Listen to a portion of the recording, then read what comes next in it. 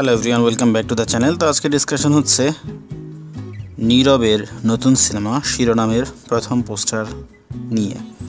তো নীরব হোসেন আমরা জানি বাংলাদেশের একজন মোটামুটি পুরনো নায়কই বলা যায়। বেশ অনেকদিন হলো তিনি সিনেমাতে অভিনয় করছেন, যদিও ক্যারিয়ারটা শুরু করেছিলেন তিনি মডেলিং দিয়ে, পরে নাটক এবং এখন সিনেমাতে উনি অভিনয় করছেন। তারই নতুন সিনেমা আসছে, সিনেমার নাম হচ্ছে শিরোনাম এবং যেটা পরিচালনা করেছেন অনিক বিশ্বাস। এই সিনেমাটি ঈদুল আজহাতে মুক্তি দেওয়ার প্ল্যান করছেন এই সিনেমার মেকার্সরা। সো ঈদুল আজহা এ নিয়ে টোটাল সিনেমা দাঁড়ালো 10টা, যারা মুক্তির মিছিলে আছে। আমি এটাকে খুশির খবর বলবো নাকি দুঃখের সংবাদ বলবো নাকি বোকামি বলবো সেটা বুঝতেছি না।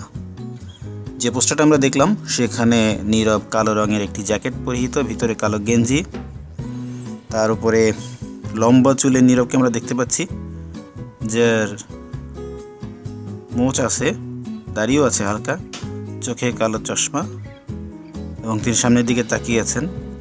পোস্টার দেখে আসলে বোঝার উপায় নেই আসলে তিনি কি এখানে রাগী নাকি খুশি নাকি কিংকর্তব্য বিমূঢ়, সেটা বোঝা যাচ্ছে না।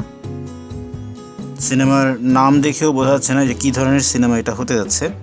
তবে পরিচালকের এটাই প্রথম সিনেমা, অনেক বিশ্বাস।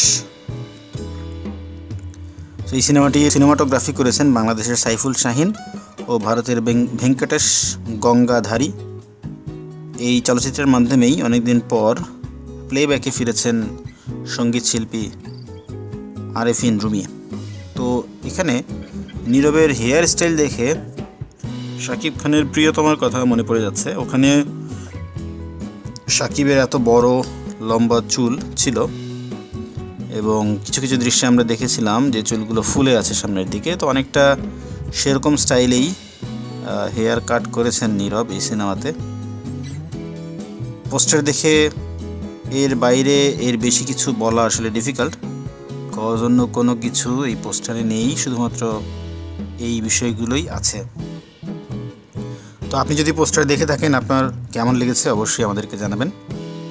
আমাদের ভিডিও ভালো লাগলে অবশ্যই লাইক করবেন, শেয়ার করবেন এবং আমাদের চ্যানেলে নতুন হয়ে থাকলে সাবস্ক্রাইব করবেন। কথা হবে পরবর্তী ভিডিওতে, সেই পর্যন্ত ভালো থাকুন।